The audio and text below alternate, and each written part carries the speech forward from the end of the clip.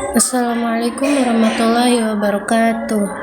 Kami dari kelompok 7 akan mempresentasikan tentang pengembangan tema pembelajaran di taman kanak-kanak. Yang pertama ada manfaat tema.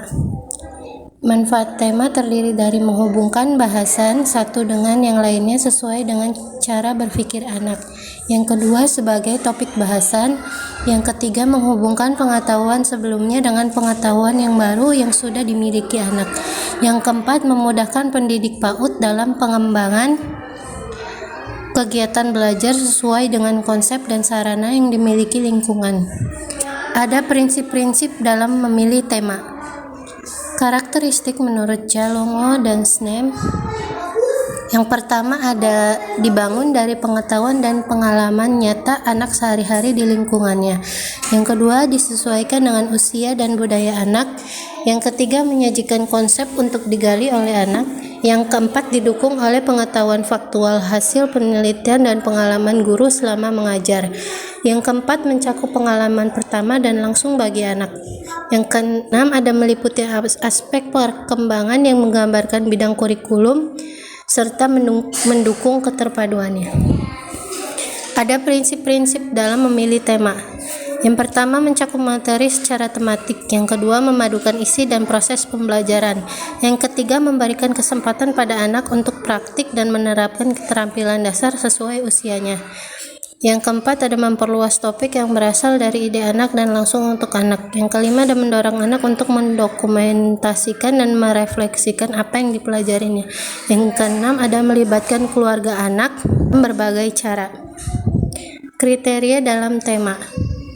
Yang pertama ada relevansi, yang kedua berkesinambungan, yang ketiga keberagaman dan keseimbangan lintas kurikulum, yang keempat ketersediaan sumber dan materi pembelajaran, yang kelima berpotensi sebagai proyek. Dapat disimpulkan prinsip-prinsip tema. Yang pertama ada kedekatan, kesederhanaan, kemenarikan, dan keinsidentalan. Ada sumber-sumber gagasan untuk memilih tema. Yang pertama ada anak, yang kedua kejadian istimewa, yang ketiga kejadian yang sedang berlangsung, yang keempat guru atau anggota keluarga. Cara memilih dan menetapkan tema. Dalam pemilihan tema diharapkan mempertimbangkan kebermanfaatannya sehingga pembelajaran yang dilaksanakan menjadi lebih bermakna. Cara memilih tema menurut ESA 2003. Yang pertama, topik yang digunakan sebagai tema adalah hal-hal yang layak untuk dibahas. 2. Tema sebaiknya memfasilitasi tujuan dan standar negara. Ketiga, tema haruslah menarik dan relevan dengan dunia anak. Yang keempat, tema sebaiknya dipilih yang mampu memberikan kesempatan anak untuk praktek seluas-luasnya. Sedangkan cara menetapkan tema menurut Coughlin 1997, Vene et al. 2006, Kosternik 2007, Jackman 2009, bahwa 1. Menetapkan topik yang akan dijadikan tema sesuai dengan usia dan latar belakang anak. Kedua, brainstorming tentang tema yang dapat dilakukan dengan teman sejawat maupun bersama anak. Yang ketiga, mencari literatur, mencari wawasan yang lebih tentang tema tertentu yang akan dibahas. Yang keempat, mengembangkan tema besar menjadi tema kecil. Yang kelima, menyusun konsep pengetahuan tentang tema kecil yang akan dikembangkan. Yang keenam, menentukan puncak tema. Puncak tema. Untuk memberikan kebermaknaan pembahasan tema, maka di setiap akhir tema perlu dikokohkan dengan puncak tema. Puncak tema ini merupakan kegiatan yang menyenangkan, penguatan sikap, pengetahuan, keterampilan yang melibatkan berbagai pihak terutama orang tua atau keluarga. 5 tema baru.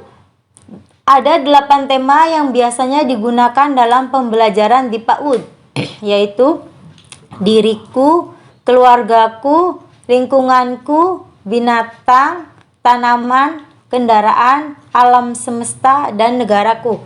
Di luar dari ke-8 tema di atas, diantaranya yaitu 1. Kebutuhanku dengan subtema makan, minum, pakaian, kesehatan, kebersihan. Yang kedua, rekreasi dengan subtema pantai dan pegunungan.